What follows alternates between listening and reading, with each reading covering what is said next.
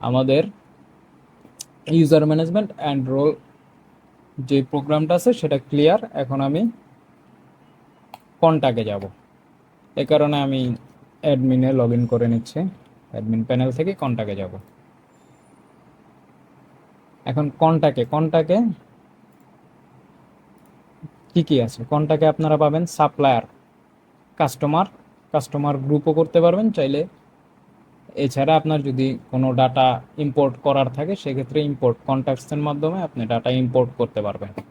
আচ্ছা, প্রথমে আমি সাপ্লায়ারের কাজটা দেখি।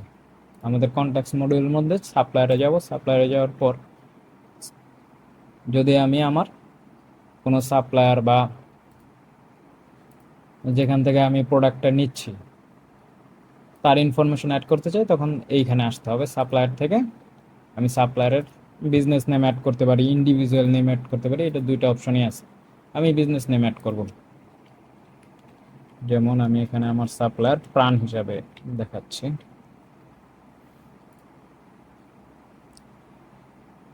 বা আরএফএল দিতে পারি।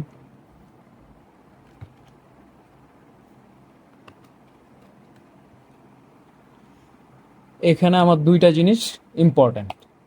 আমাদের সফটওয়্যারের মধ্যে যে জায়গাগুলো ইম্পর্ট্যান্ট সেখানে স্টার মার্ক দেওয়া থাকে। এই যে দেখতে পাচ্ছেন স্টার মার্ক দেওয়া আছে। আবার এখানে সাপ্লায়ার টাইপ, আমি কি করতে চাচ্ছি? সাপ্লায়ার করতে চাচ্ছি, সাপ্লায়ার সিলেক্ট করাই থাকবে অটোমেটিক ডিফল্ট। আর এখানে বিজনেস নেম দিবেন, এখানে মোবাইল নাম্বারটা অবশ্যই দেওয়া লাগবে 01। আচ্ছা, এই সাপ্লায়ারের সাথে যদি আমার কোনো প্রকারের লেনদেন থাকে সেটাও আমি করতে পারবো এখান থেকে। যেমন আমার এই সাপ্লায়ারের কাছে সাপ্লায়ার আমার কাছ থেকে 5,000 টাকা পাবে, আমি এটা এখানে এন্ট্রি দিতে পারবো। এন্ট্রি দেওয়ার পর আমি সেভ করলে সাপ্লায়ারটা অ্যাড হয়ে যাবে। ঠিক আছে, যে আরএফএল এখানে অ্যাড হয়ে গেছে। দেখেন এখানে অ্যাড হওয়ার পর প্রত্যেকটা সাপ্লায়ারের মধ্যে অ্যাকশন বাটন পাবেন। অ্যাকশন বাটনের কাজ কি? অ্যাকশন বাটন থেকে আপনি চাইলে আপনার যেই পেমেন্টগুলো আছে, যদি ডিউতে থাকে পেমেন্ট বা ওপেনিং ব্যালেন্স থাকে, এগুলো পরিশোধ করার জন্য আপনি পে ব্যবহার করতে পারেন। এরপর আপনি পাবেন ভিউ, যদি আপনি তার ইনফরমেশন জানতে চান ভিউ থেকে ইনফরমেশন দেখতে পারবেন।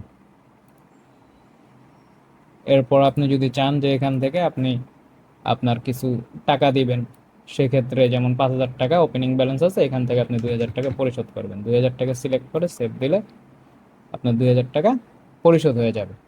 এখন এই যে পরিশোধ হলো, এটারও তো একটা হিস্টোরি থাকতে হবে বা লেজার থাকতে হবে, সেটা আপনি লেজারের মাধ্যমে দেখতে পারবেন। আচ্ছা, লেজারের আগে আমি আসি এডিটে। এডিটের মধ্যে যে আপনি চাইলে আপনার সাপ্লায়ারের যে কোনো ইনফরমেশন এডিট করতে পারবেন। আপনি চাইলে ডিলেটের মাধ্যমে সাপ্লায়ারটিকে ডিলিট করতে পারবেন, আর ডিঅ্যাক্টিভের মাধ্যমে সাপ্লায়ারটিকে ডিঅ্যাক্টিভ রাখতে পারবেন। ডিঅ্যাক্টিভ রাখলে আপনার সার্চ বক্সে যখন আপনি পারচেসে যাবেন তখন সার্চ বক্সে শো করবে না সাপ্লায়ারটি, আবার অ্যাক্টিভ করে দিলে তখন আবার শো করবে। এরপর আপনি আসেন লেজারে। লেজারের মধ্যে গেলে আপনি দেখতে পারবেন আপনার সাপ্লায়ারের হিস্টোরি। যেমন এখানে আমার ওপেনিং ব্যালেন্স ছিল এত,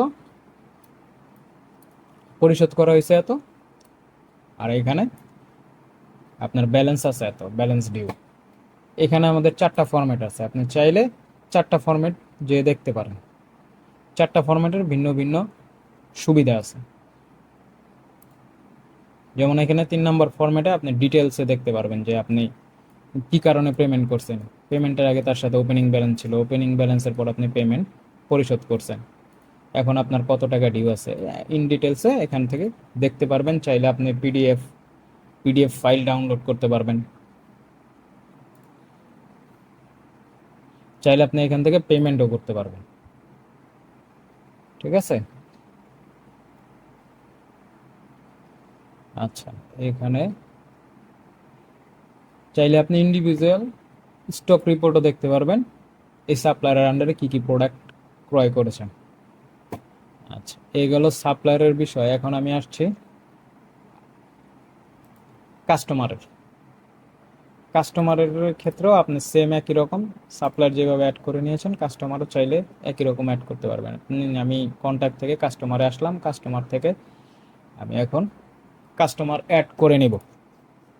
অ্যাডে ক্লিক করলাম। অ্যাডে ক্লিক করার পর এখন কাস্টমার আমার নর্মালি ইন্ডিভিজুয়াল হয়, আর যদি বিজনেস হয় সেক্ষেত্রে বিজনেস সিলেক্ট করব। ইন্ডিভিজুয়াল একটা কাস্টমার অ্যাড করে এখানে প্রথমে কাস্টমারের নেম দিতে হবে, যেখানে আমাদের এখানে যেটা স্টার চিহ্ন সেটাই ফলো করতে হবে আমাকে আগে।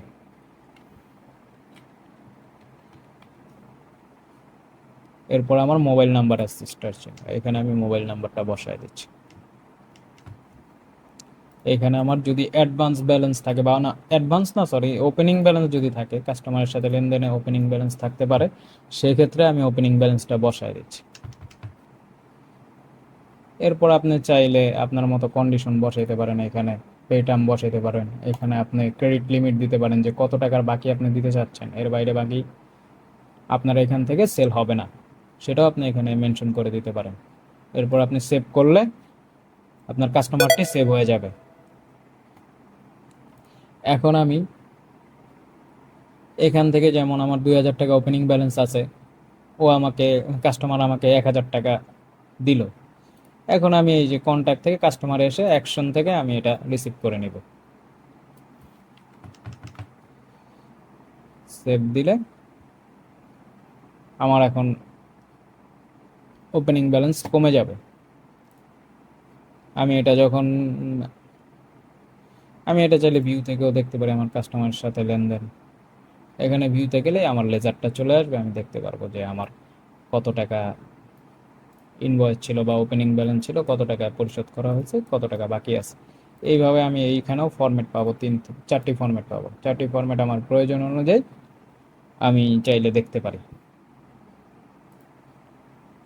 এখানেও সেম একই রকম আমার থাকবে ওপেনিং ব্যালেন্স, দেন আমার পেমেন্ট রিসিপ্ট থাকবে, এরপর আপনার যে ব্যালেন্সটা বাকি থাকবে সেটা ব্যালেন্স ডিউ হিসাবে দেখাবে। আচ্ছা, আমরা চাইলে কাস্টমার ওয়াইজও সেলস করতে পারবো, বা কাস্টমার ওয়াইজ সেলস দেখতে পারবো, কাস্টমার ওয়াইজ পেমেন্ট করতে পারবো। এছাড়া আমি হিস্টোরি দেখতে পারবো যে আমার সাথে কি কি লেনদেন হয়েছে। আচ্ছা, আমাদের কাস্টমার মডিউল কমপ্লিট। এখন আসি কাস্টমার গ্রুপে। কাস্টমার গ্রুপের মাধ্যমে আপনি চাইলে কাস্টমারদের একটা সেগমেন্ট তৈরি করতে পারেন, বা কাস্টমারদের একটা এরিয়াও তৈরি করতে পারেন।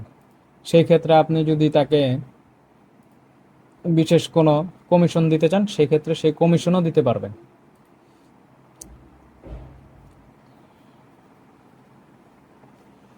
যেমন এখানে আমি একটা কাস্টমার গ্রুপ অ্যাড করি, এটা কাস্টমার গ্রুপ হবে চিটাগাং। আমি যাচ্ছি আমার কাস্টমার গ্রুপ থাক চিটাগাংয়ের সব।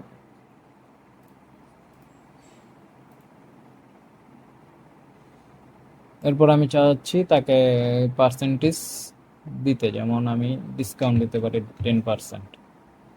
এইভাবে আমি গ্রুপটা অ্যাড করে দিলাম। এখন আমার এই গ্রুপের আন্ডারে কে কে কাস্টমার আছে ওইটা আমার দেখা দিতে হবে কাস্টমার থেকে কন্ট্যাক্ট, কন্ট্যাক্ট থেকে কাস্টমার, দেন আমি এটা এডিটে যেয়ে দেখায় দেবো যে ওনার কাস্টমার গ্রুপটা কি ছিল। এখানে নন্দা, এখানে চিটাগাং দিয়ে দিলাম আপডেট।